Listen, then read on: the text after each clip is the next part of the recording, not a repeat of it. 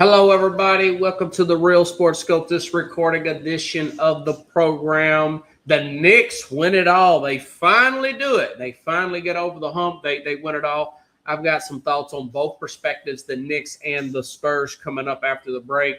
Plus, this Brandon Swordsby battle continues with the Big 12 and Texas Tech. I'll talk a little bit about that.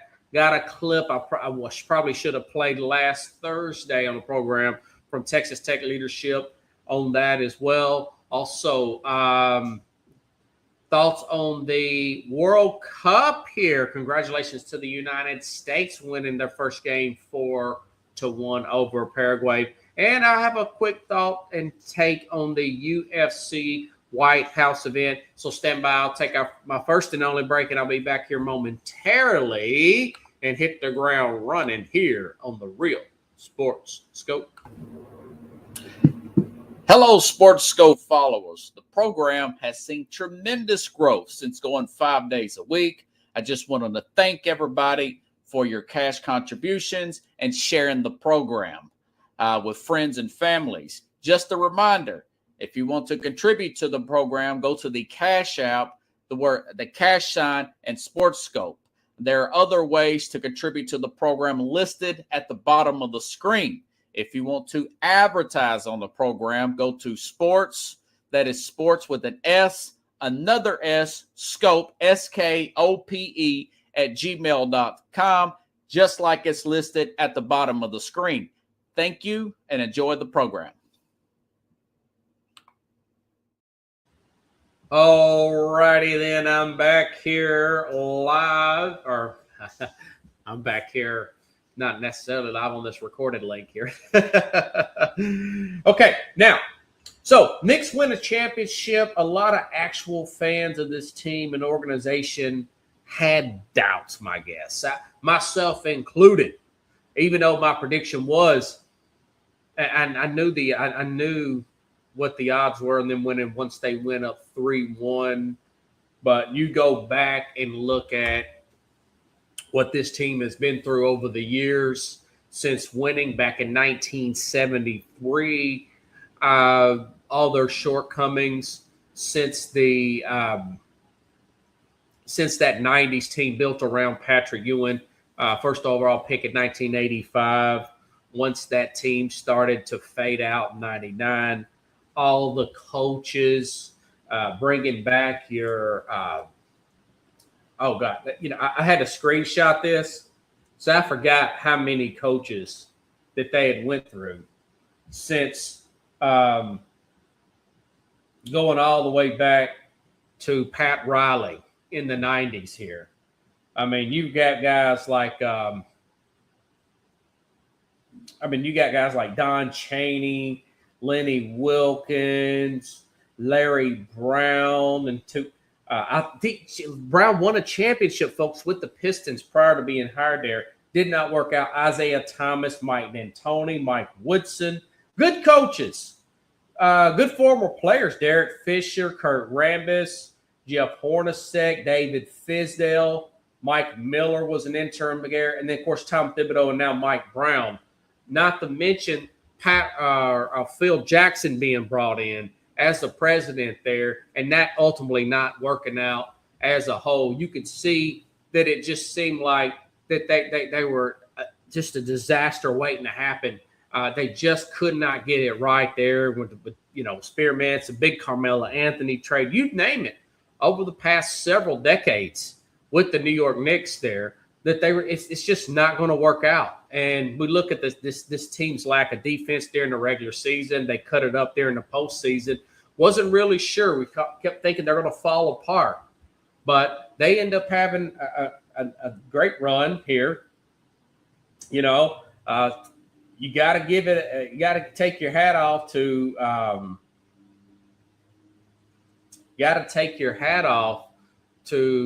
Jim Dolan, the owner, finally getting it right here. And then you also look at the fact that Leon Rose, I did not know this, president of operations, general manager, player personnel guy that's basically running this thing, was a former agent was a former agent like the Lakers' Rob Pelinka, has a legal background, former agent like a Rob Pelinka, making all these trades here and putting this team together, taking over in 2020, bringing in Jalen Brunson, hiring Rick Brunson, his dad, really putting out all the stops here. And like I've mentioned before on this program, talking about other organizations, whether it be the OKC Thunder, this Spurs team they just played in the playoffs here, that this league is built on it. This is 80. I don't know why you don't pay the general managers more than the coaches now, but it's like an 80-20 proposition. General manager, player personnel director, whatever you want to call it, operations, whatever title you want to give player personnel and front office, whatever you want to give that main person there, and versus the coach. But it's about 80%. This is a general manager ran league versus 20% coaching. You need that 20% coach. We saw that Tom Thibodeau wanted to play all the starters more and did not lean into the bench. And you saw experienced Mike Brown, who'd been there, ironically, against this Spurs team, righting that wrong, going all the way back to 2007 with that Cleveland Cavalier team. I thought he was a good coach then, but he was outmanned as a team as a whole. It was just LeBron versus a highly skilled, well-oiled ran machine there in that San Antonio Spurs team led by obviously Tim Duncan back in 2007 there, winning that championship in 4 games. He writes that, gets revenge on that organization going back, 19 years. Wow, time goes by quick since LeBron and his team were swept in that 2007 finals here. So you can kind of see, and he gets a lot of that credit here, But you think about it from another perspective in this. You look at the fact that you've got these 3 Villanova guys here. Jalen Brunson, 3 years out of college, looked the part there. The leader on this team, the MVP, ultimately beating out OG Anunoby, him at 45 points in the last game there, taking no prisoners there. You look at him, Josh Hart, 4 years out of Villanova as well, 3 years, Mikal Bridges. They look like the smarter team there of these 2 teams here. They look like a much smarter. You look at all the mistakes that even a 28-year-old, only 1 year in college, a 28-year-old De'Aaron Fox made in this series. There's a possibility he could get traded. I remember reading online that someone made the comment as soon as he came out, Mike Brown come out and criticized De'Aaron Fox for some of his mistakes at Sacramento. They get rid of Mike Brown. And ultimately, Fox wanted out to Sacramento. I thought they were building something there in Sacramento during that short run there. But the team decided to build, break down and build back up. So, but you need smart players. You had, and that's what this team has. They had smart players. And I know it's very hard to get that. For example, if you take 3 players from this Michigan team, I can't say that, within 8 to 10 years from now, that those 3 players that played on that Michigan national championship team is going to lead somebody to an NBA world championship. I'm not saying that, but I am saying that it goes to show you how classy they were at the podium, but also how smart they were on the court. This team never gave up on loose balls. They never gave up on defense when being down up to 30 points in that one particular game. I made a note they were down 10 points in this game on the road with about 8 minutes to go. Still come back, win again. These 3 guys won 2 national championships at Villanova together. Adam Silver should look at this and say, that's your next big step, Adam Silver. You made some big moves here. This is what, the 8th or 9th championship in a row. We have not had a back-to-back championship, because of these aprons and new rules and stuff like that, that this puts the onus on teams to build from within, to pay your personnel people more money, to make better decisions, to be accountable for every free agent you sign, for every player you trade for. This makes you be accountable for that. There's no freebies here. And then, we know about the new tanking rules and whatnot. But the next big step, Adam Silver, is 3 years out of high school. I don't care if you go semi-pro or if you want to play overseas and be like a Wembanyama and have that experience, or 20 years old, whichever one comes first, okay? You have to be 3 years out of high school or 20 years old. I say the 20 years old because you have some of these overseas players, obviously, who've been playing professional ball at a high level since they're 14, 15 years old, like a Wembanyama and whatnot, like a Tony Parker, per se, going all the way back to another former Spur there, folks. But you look at comparison to this Jalen Brunson here, and a much more talented, a guy who only went one year in school, like an Anthony Edwards, for example, domestic player, seems to have all kinds of off-court problems in his personal life there. He's got to the playoffs. They've won some rounds in the playoffs, but he still can't figure it out. But then you compare him to Brunson, a smaller player, less talented player, but a much more smarter, content player here who comes to this team and wins a championship. I think that 3-year thing would really help organizations out. It'd be better for team evaluations. You got more, and you have more developed players here. That's something else Adam Silver should take notice here and really take it to the Players Association and the owners there to vote off and sign off and say, we need players who are more polished here out of high school, and you're going to have a better product. The ratings look old school. I mean, they were topping 20 million at one point there. We were talking about how women's basketball is beating this, how college football is smoking the NBA. And I think college is still the best NBA game versus the best college game. I'm sure the college actually 20 plus million actually beat it out. But college football is beating out Major League Baseball. They're beating out the NBA,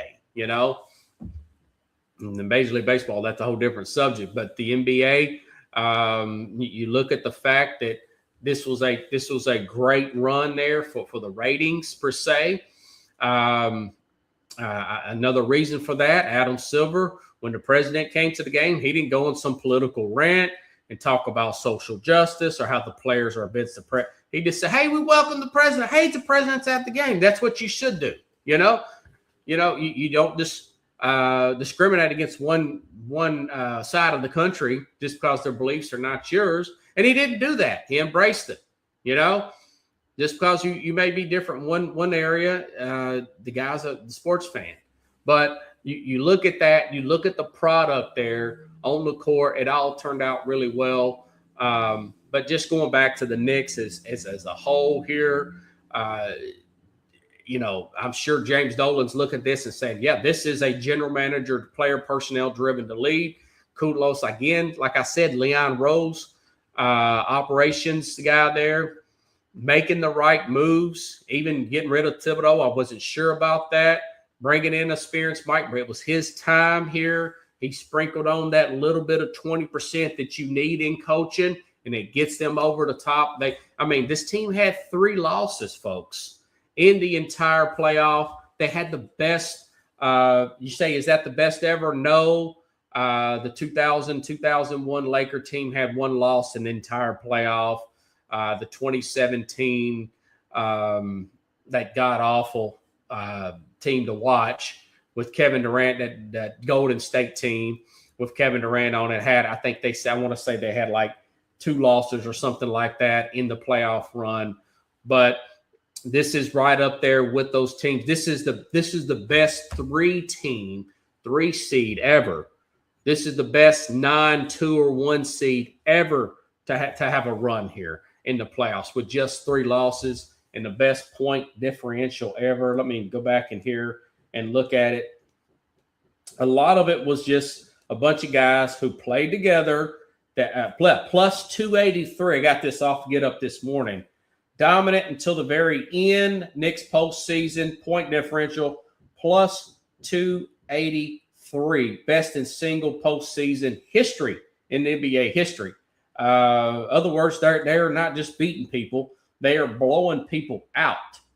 But I read this from Yahoo Sports. By signing a 4-year, $156.6 million extension in 2024 rather than a 269, Jalen Brunson gave the Knicks flexibility to acquire Mikal Bridges and Karl Anthony Towns. So not only does he bring experience to the court, he makes a huge sacrifice, Jalen Brunson, and getting a championship.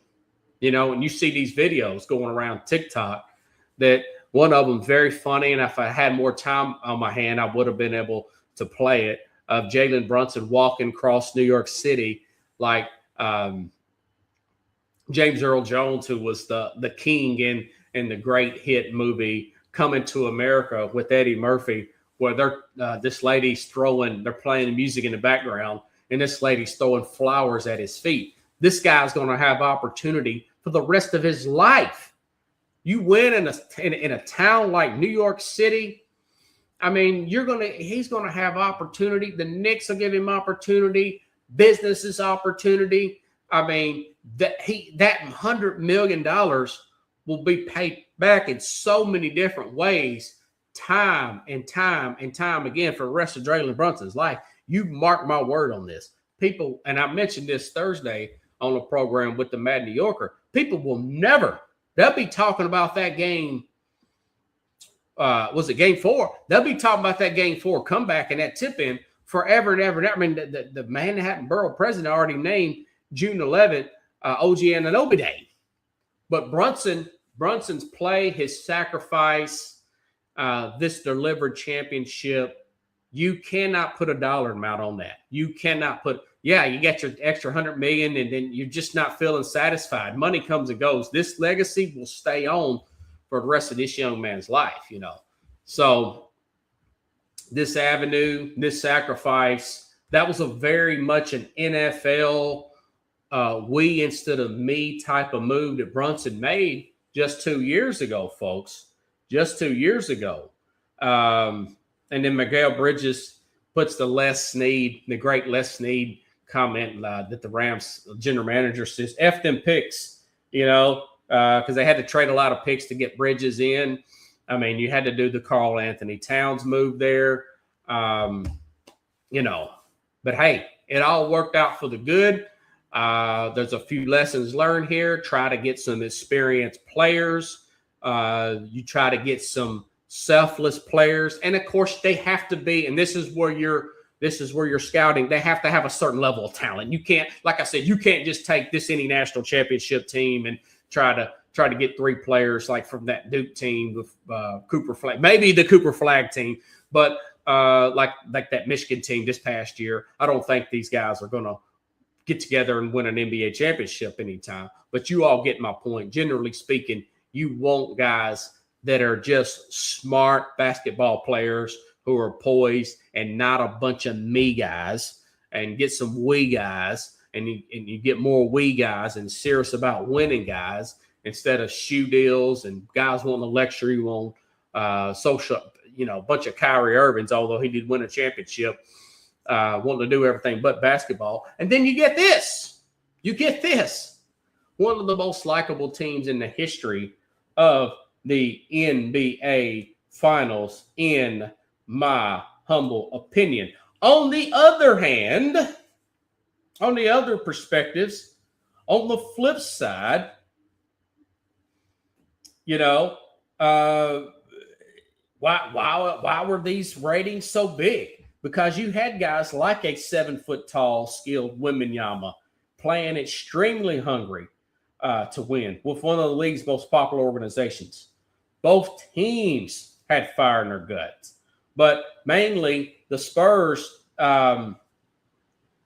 Wembanyama is so competitive. You play. I want to play this soundbite from Wembanyama talking about there's only 100 days He's got 100. He's count the games up. He's counting these games up to get back here. He's not talking about reflection and all that. And, he's not talking about going back home and resting. Something that, let's listen to him, Wembanyama, at the podium here. What I'm pissed about. Absolutely. What I'm pissed about is that there's probably 100 games before we can be back in finals. So I don't know how to say it in English, but I'm gonna have to, hold that inside of me and slow down, wait, and execute for 100 games. Yeah. I mean, he's ticked. I made some notes to myself. I said, that sounds like a Kobe Bryant. Post game. That sounds like a Michael Jordan post game when they couldn't get past the Pistons. Michael Jordan supposedly didn't speak for I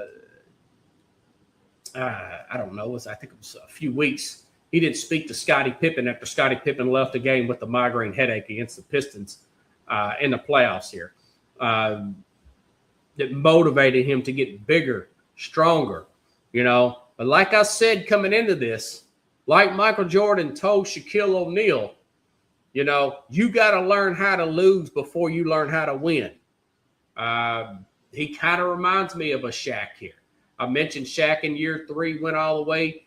He went to 4 games in the finals, but they were all close against they were swept against the Houston Rockets.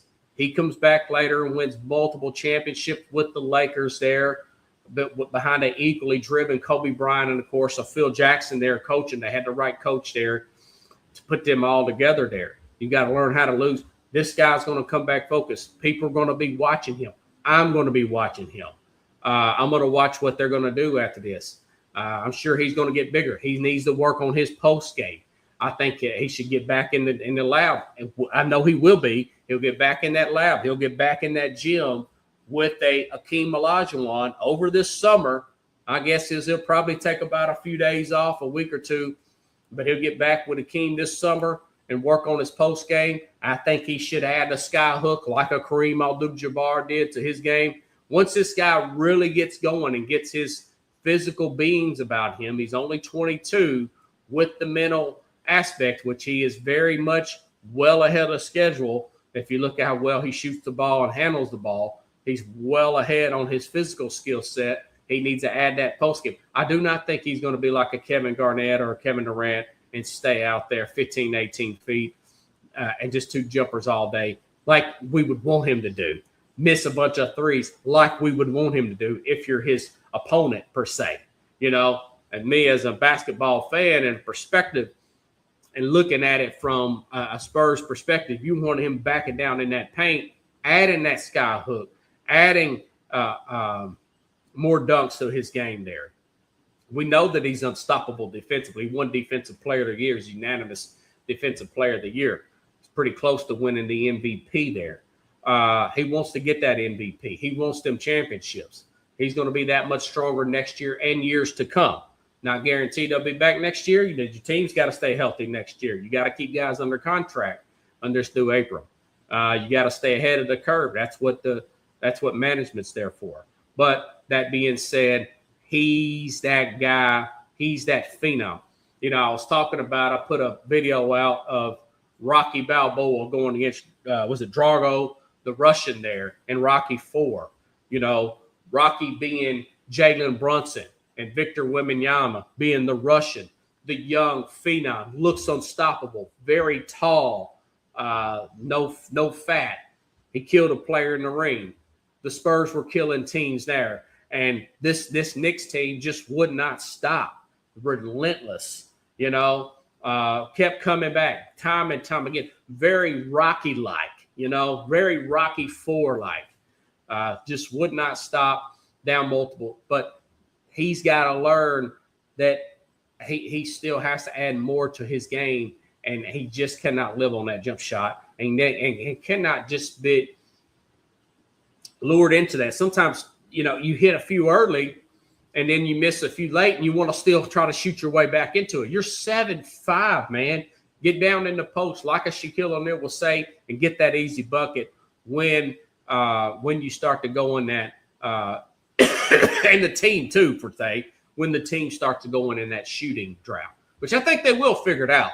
They're going to be a force for years to come, in my opinion, even with these new rules, because of your Dylan Hoppers, your Castles of the world, Vassell, the other guy there. These young guys are still very, very young. The core there is still very. They may do something with Darren Fox here. He don't look like a fit, but that core is still very young, led by a bunch of 20-year-olds and ultimately 22-year-old Victor Wembanyama. Okay.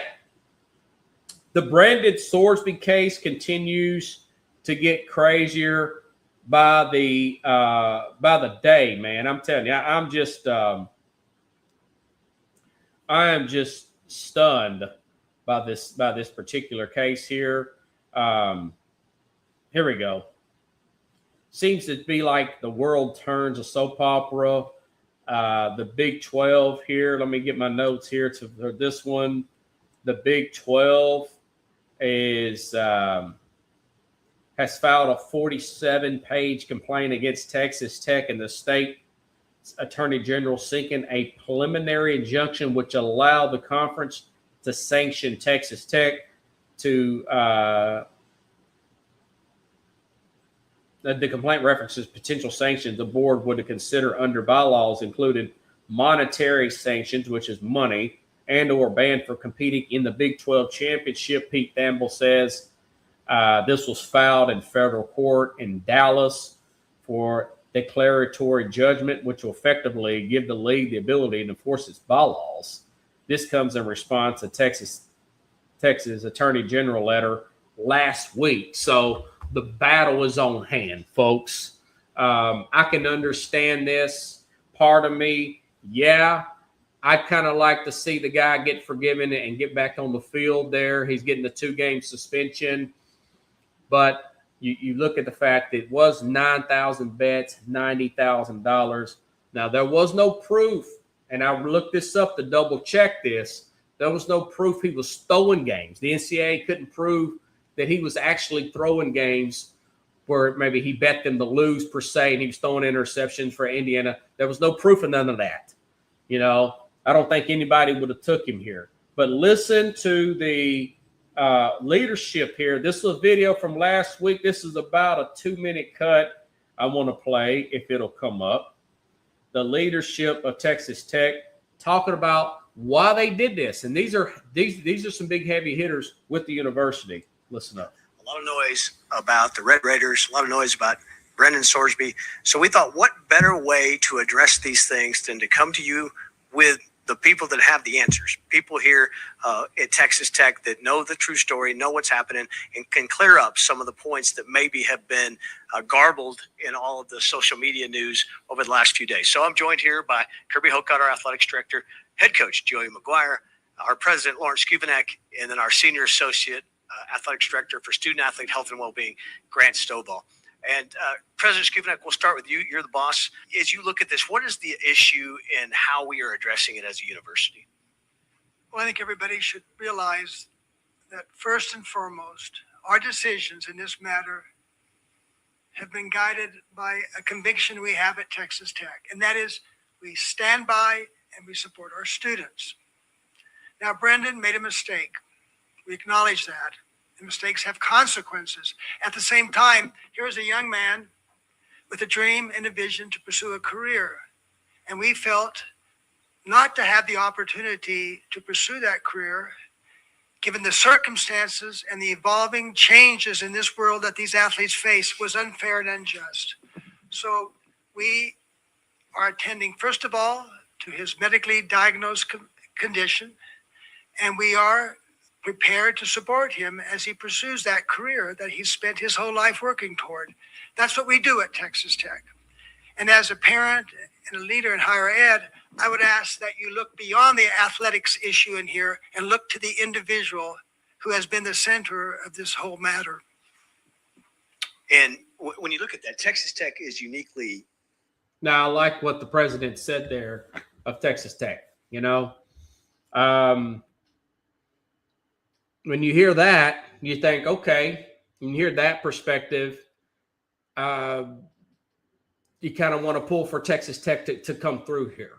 You know, this is a story that I can see why that the NCAA, you want the NCAA to have some kind of powers to enforce their laws with something like gambling, as serious as gambling. On the flip side, you're making money from gambling. You're making money from players' image and likeness. We understand that. And you know, when you're making all that money from gambling, you're promoting gambling on TV, on the networks that pay all this money to air these games and sell advertisement. And then you wonder why you have a player out here betting like that. Well, they're competitive people. You know, he wants to say diagnosed addiction, medical condition, whatever, gambling addiction.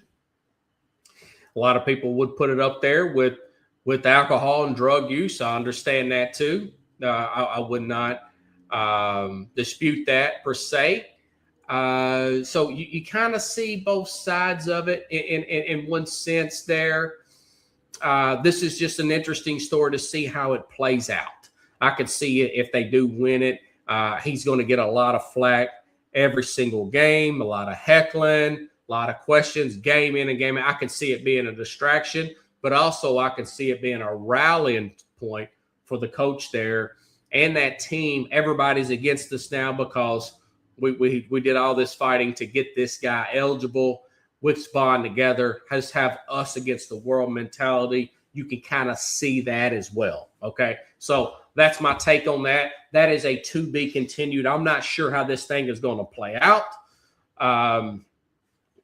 We're going to have to monitor that as we see it. And that's a 30-minute. That is a 30-minute video there. I'm going to listen to the rest of it. That's just the first 2 minutes here for time purposes. But I want you to hear from their president. So it sounds like they dotted their I's and crossed their T's when they went to battle to get this young man transferred over to Texas Tech here. So anyway, all right. So there was another event here, the World Cup. Listen, this is the most soccer I've probably watched ever this weekend. I'll be honest with you, folks. Kudos to the United States, 4-1 win over Paraguay. Very impressive win. That wasn't just a win over an easy opponent there, folks. I saw some notes here on Paraguay on who they beat, and I'll be honest with you. I was very surprised. That they had won. Let's see. Paraguay beat Brazil and Argentina, and the best defensive record in the world against America qualifying, and they just got beat 4-1. United States beat them 4-1. Now let's see how the United States plays against Australia coming up later on this week. But that's a very important stat. That's a big win. Made the most impressive win probably of my life I've ever seen. Of course, I didn't watch a lot of soccer, a lot of the World Cup. Like the way Fox has got it set up, like the camera views here.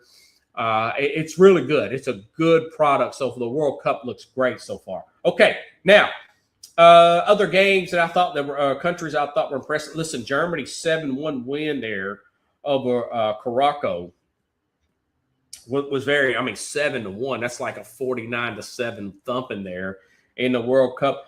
Brazil just looked okay. That was a big game played in MetLife Stadium. Over Morocco, 1-1 tie there. Still haven't got a chance to see Spain, France, or England. I know they're big favorites there. I've got some of those games recorded.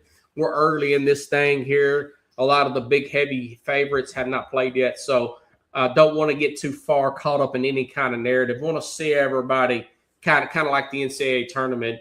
Just because one good team gets one big win, one seed plays well, you don't want to, kind of have a big overall opinion based on not a lot of evidence yet. So we got to see how this thing plays out per se. I know Mexico got the win, but we'll see. Okay, this UFC event, I'll be honest with you, I respect a lot what the president has done. A lot of respect for our current president. and a heck of a lot of respect for Dana White for running USC, the Ultimate Fighting Championship there. But that being said, I thought, putting the fight on the White House lawn, I thought initially that was going to be tacky. I didn't like the fact that it was on Paramount and not put on regular TV. That didn't sit well with me. But what I've read about this, you know what? It turned out to be a great event. One of my writers was talking about it this morning. This guy was a big football fan. I was surprised he brought up the UFC event. He said he saw it last night. Very impressed with it. And of all people, Stephen A. Smith and Jay Williams, two basketball guys. Stephen A. Smith was criticizing the president the other day for going to the Knicks game, saying that he's going to throw off everything, and complaining about the president holding up traffic there in New York City, which I had, my rebuttal to that is they're always having traffic issues there in that city, especially when the UN is in town. So that was a bunch of nonsense. But listen here, these two guys, Jay Williams and Stephen A. Smith, talking about the 4,000-seat arena being a better event than the finals, according to Jay Williams. Listen up. The White House. It was a great event that was put forth by the UFC at the White House in concert with the White House or whatever. You did a hell of a job. I thoroughly enjoyed it. I was there, 4,000-seat arena. I got to be honest, coming off the NBA Finals, where I was at multiple NBA Finals, better event than NBA Finals. Wow, it was a better event than NBA Finals. But the White House literally being right there, incredible. It was a. So that was Stephen A. Smith and Jay Williams, former Blue Devil. He's a commentator there, opinion commentator there for ESPN. Really, he played for that 01 team. Love his opinion. Smart guy there. And, of course, Stephen A. Smith, who I did not expect him to have that type of